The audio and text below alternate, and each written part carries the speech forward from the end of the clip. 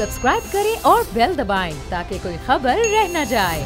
साबिक सदर आसिफ अली जरदारी को जमानत पर रिहाई मिल गई और उनका मुसलसल इलाज जारी था पिम्स हॉस्पिटल में और कई किस्म की बीमारियां थीं, दिल का भी, शुगर का भी, कमर का भी, न्यूरोस का भी, बहुत से मसाइल थे और बड़ी उनकी हालत नाजुक भी बताई जा रही थी। ये भी कहा जा रहा था कि मियां नवाज शरीफ साहब से भी ज़्यादा उनकी हालत ख़तरे में है।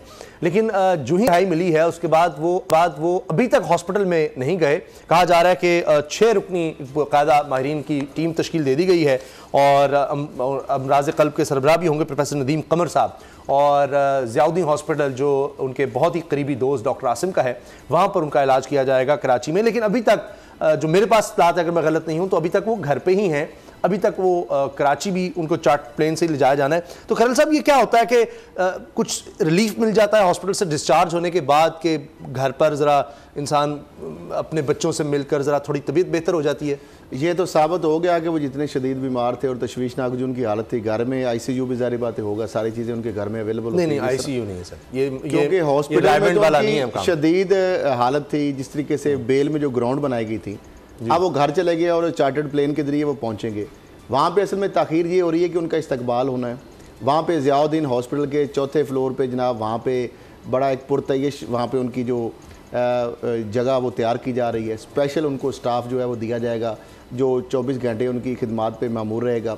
डॉक्टर आसम हुसैन का हॉस्पिटल है, तो हर किस्म कम से कम अब सरकारी तो खर्च नहीं आएगा और नवाज शरीफ साहब पर भी करोड़ों रुपया लग गया था। बोर्ड जो है उसके जो सरबराह हैं वो हैं डॉक्टर नदीम कमर साहब, जो नवीद कमर साहब के भाई हैं, जो NICVD के हेड भी हैं। तो 6 रुकनी बोर्ड है। अब रिपोर्ट जो बनेगी वो भी आपको अंदाज़ा हो जाना चाहिए कि वो किस तरह की रिपोर्ट्स आएंगी, तबीयत उनकी जैसी भी हो। तो मामला ये है कि ये तो जिस तरह नवाज शरीफ साहब बाहर चले गए, जरदारी साहब चले गए, अगला मामला है फरियाल तालपुर साहिबा का, वो भी वहाँ पे चली जाएंगी, सिंध में शिफ्ट हो जाएंगी। क्योंकि भाई की अगर बेल ये मिल सकती है तो वो भी कह सकती है कि मरियम साहिबा अगर जेल से उनको वालिद की तीमारदारी के लिए भेजा जा सकता है, तो फरियाल तालपुर साहिबा भी कह सकती है कि मैं अपने भाई की, नहीं वो खुद बीमार भी है, उनका एक बच्चा है जो स्पेशल बच्चा है, तो उनके लिए तो बड़ी जस्टिफिकेशन है, तो लिहाजा वो भी वहाँ पे चली जाएंगी।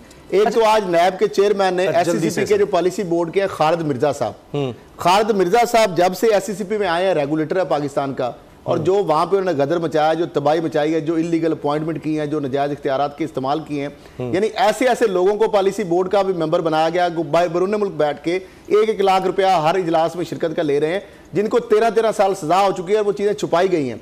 और जिस तरीके से जिन कारपोरेट सेक्टर के लोगों के वो कंसल्टेंट रहे, उनको फ़ायदे दे के वहाँ पर उस तरह की पॉलिसियाँ बना के फिर इदारों के ऊपर तनकीद कर रहे थे, हमारे नैब के ऊपर तनकीद, FIA के ऊपर तनकीद, कार्रवाई जो उनके हवाले से अब नैब के चेयरमैन ने उनके खिलाफ तहकीकात का DG रावलपिंडी को। दूसरी बात सुन ले, कमिश्नर नदीमुर रहमान साहब जो साहिवाल के थे, जिनको चेंज किया गया अभी रिसेंटली, जो रिशफलिंग हुई आते ही मेजर आजम सुलेमान साहब, उन्होंने 70 लाख रुपए का मुबैना तौर पर 70 लाख रुपए का कमिश्नर हाउस से जो सामान था जाते हुए वो भी नहीं छोड़ा। पहले वहां पे DC वहां पे थे, डोगर साहब के दोस्त हैं, हामद जमान वट्टू साहब, हामद जमान वट्टू साहब को उन्होंने कहा जी मैंने खाना खाना, तो उन्होंने कहा जी मैं तो करप्शन करता नहीं हूं। उन्होंने जो नाजर है उसको अपना कार्ड दे दिया, ATM पासवर्ड बता के, उनका 4-5 हज़ार इसमें होगा, वो पासवर्ड आप करके ना तो उनको पेमेंट कर दीजिएगा उनकी खाने की। फिर वहां पे ये कहा कि जो वहां पे डायरेक्टर था सादिक हेल्थ का, उसको कहा कि मेरी बेटी जो है ना उसकी फीस मैंने देनी है UK में, तो मेरा जो फॉरेन करेंसी अकाउंट नहीं और मनी लॉन्ड्रिंग के ऊपर बड़ा गवर्नमेंट रडार में होते हैं, तो आप 5000 मुझे पाउंड दो। उसने कहा मेरा तो नहीं है अकाउंट। कहता है आपको मेरी बात समझ नहीं आ रही, मुझे पैसे कैश दे दो। फिर उसके बाद फोटोकॉपी वालों को कहा कि फोटोकॉपी, एक अपनी साली के जो खामद है उसको गाड़ी दे दी, घर में गाड़ी दे दी, 5 लीटर डेली दूध आता था, विगो डाले पे 1800 लीटर उसका तेल लगता था, साहिवाल से रोज लाहौर आता था, यहाँ पे GOR में उनका घर भी है। अब किया क्या है, जाते हुए उस वक्त भी लेकर मजीद जो है ना सफाया कर दिया उन्होंने।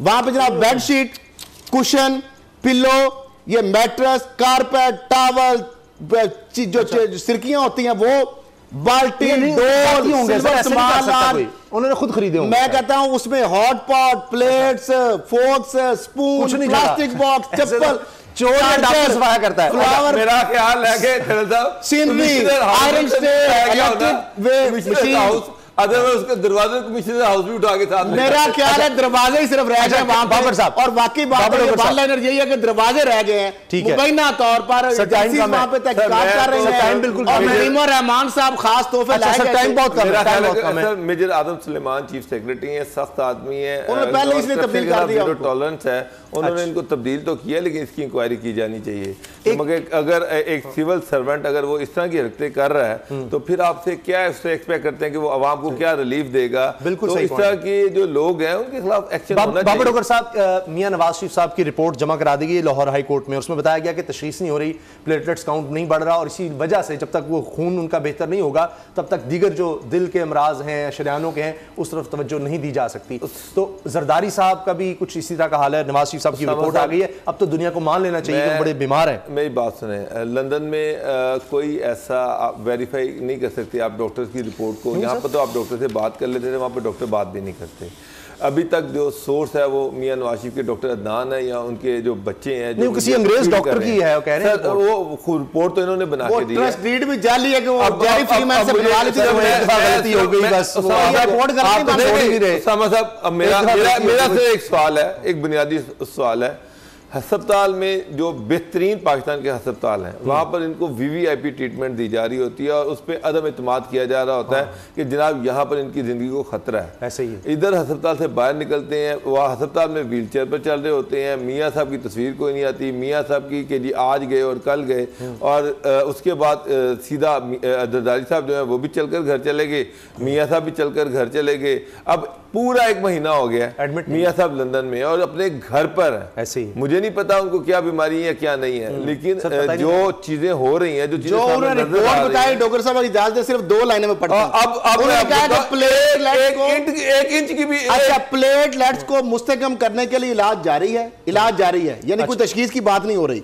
इन्हें 50,000 से 1.5 लाख तक प्लेटलेट्स चाहिए। रिपोर्ट में मजीद कहा गया कि बाईपास ऑपरेशन के बाद नवाज की तबीयत कुछ बेहतर है, मगर इनकी खून की शरियानों में मसाइल है। नवाज शरीफ के दिल की MRI भी हो रही है और मर्ज के मुकम्मल तशखीस का अमल जारी है, अमल जारी है। अच्छा बाबर साहब एक जुमला से, मैं किसी की बीमारी का मजाक नहीं उड़ाता, लेकिन सर जिस तरह से जो तरीकाकार है, 1 महीना पहले भी यही रिपोर्ट थी, महीना के बाद भी उस वक्त था इनको फौरी लंदन लेके जाया जाए। आज 1 महीना हो गया अभी तक वो घर बैठे, या तो इनके बच्चे इनके दुश्मन बने हुए हैं। अच्छा क्लोजिंग से पहले एक मामला है, उसकी तशखीस भी साथ ही कर दें।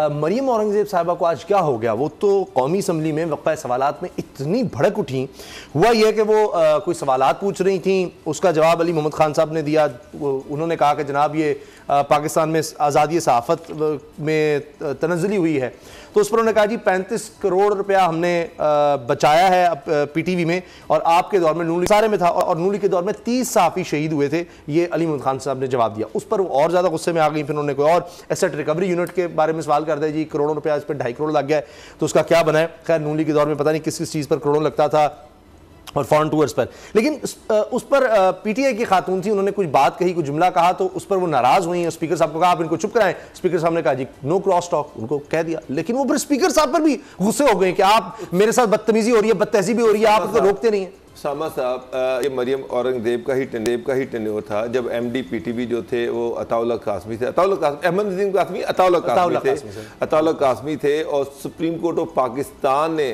उनके अपने जो सेक्रेटरी थे वो खुद कोर्ट में चले गए कि इन्होंने 25 करोड़ रुपया ये खा गए हैं, 25 करोड़ रुपया ये खा गए हैं मुख्तलिफ चीज़ों की मद में, तो और अद्वियात की मद में वो करोड़ों रुपया उन्होंने बनाया हुआ था।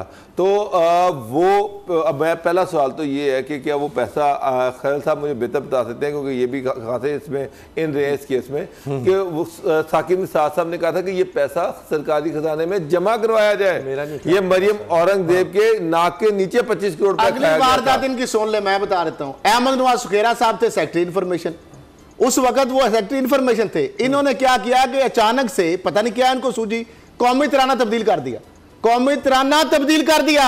उसके लिए बकायदा ऐड जारी कर दिए गए कि ये हमें फॉर्म जो है वो बताएं ताकि उसमें दुन्ने तब्दील की जाए, ताकि नवाज शरीफ साहब की कायदे सानी जो है उनकी तस्वीर वहां डाली जाए।